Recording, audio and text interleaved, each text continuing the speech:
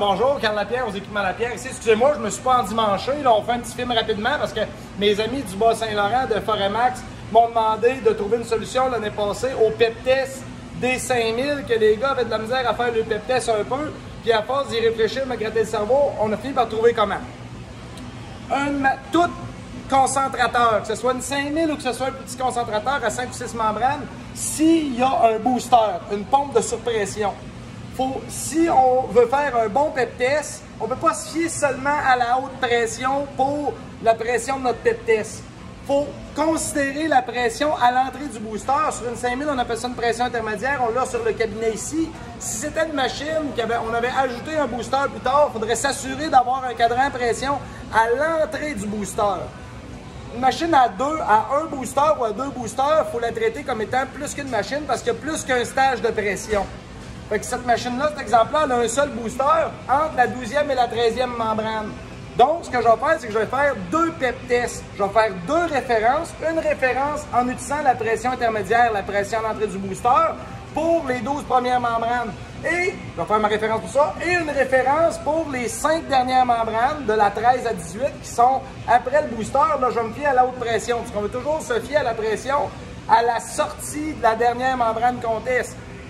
Une machine comme ça, on ne peut pas la traiter comme étant une seule unité de machine. Il y a 2 stages de pression, il faut la traiter comme 2 machines. Il faut traiter ça comme 2 machines quand on fait le PEP test. À moins qu'on soit capable d'ajuster toujours les 2 pressions au même endroit. Exemple, on fait un PEP test à 150 PSI, on ajuste la pression intermédiaire à 150 PSI et la haute pression à 150 PSI. Les deux, il faut qu'ils soient à 150 PSI pour faire la référence du PEP test et aussi pour faire tous les PEP tests subséquents. Ce qui peut être difficile d'amener les deux ensemble, c'est un peu comme conduire un char à 2 steering. Monte, ça baisse l'autre, monte l'autre, ça monte l'autre. C'est assez difficile. Fait que de traiter ça comme étant 2 machines séparées, un PEP test pour avant booster puis un PEP test pour après booster, c'est beaucoup plus facile. Par contre, ça a le défaut qu'on ne peut pas se servir de nos gros flowmeters. Il faut additionner individuellement les flowmeters de chaque membrane. Si c'est une 5000, on a tous le panneau de flowmeter, c'est plus facile. Si c'est une machine régulière qu'on ne l'a pas, ben là, je recommanderais de mettre 2 flowmeters à filtrat, un pour le premier stage avant booster, puis un pour le deuxième stage après booster, pour pouvoir faire le total des premières et du premier stage et du deuxième stage. Donc, je vais vous donner un exemple. Je vais démarrer ma pompe d'alimentation.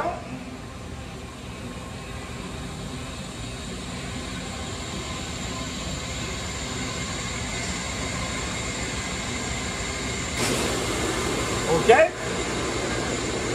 Je vais démarrer une pompe haute pression. Moi, je vais faire comme si je devrais faire une référence à 150 PSI.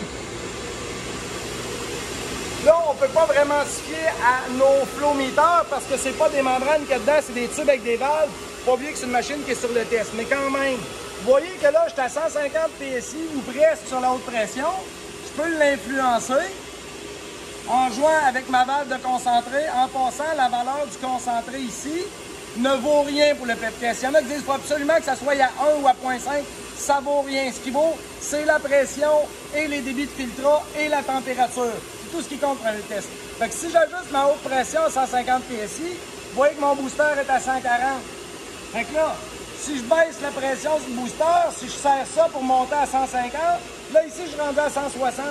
C'est très difficile d'ajuster les deux à la même. Donc, en faisant 2 stages, si je mets mon intermédiaire à 150 PSI, je prends en note ma température, j'additionne tous les débits filtrats, et encore là, c'est une dentille, n'oubliez pas que c'est une machine sur pièce, il n'y a pas de membrane.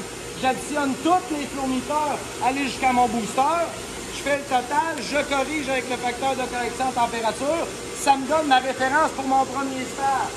Ensuite, là, je me soucie plus de mon premier stage, je me soucie de mon deuxième stage, donc de la haute pression. N'oubliez pas que le premier stage, c'est à l'entrée du booster, c'est à la sortie de la dernière membrane du premier stage.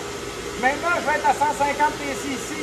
Ben, soit je joue avec ma valve de concentré encore, ou j'augmente la vitesse de mon booster un petit peu pour pogner mon 150 PSI. Je suis à 150 PSI, encore un petit peu plus. Ouais, voyez-vous, je me suis fine-tuné avec mon concentré. Là, j'additionne le débit de tous les flowmeters après le booster. Vous voyez, j'ai mis un petit tag ici pour montrer que mon booster était là. Donc, cette pression-là, c'est la pression effective de mes 5 dernières membranes. Si j'additionne mon débit et que j'utilise la température pour faire mon facteur de correction, ça va me donner ma référence pour mon deuxième stage. C'est bien important de toujours avoir la même pression de référence quand on fait des pep tests ultérieurs.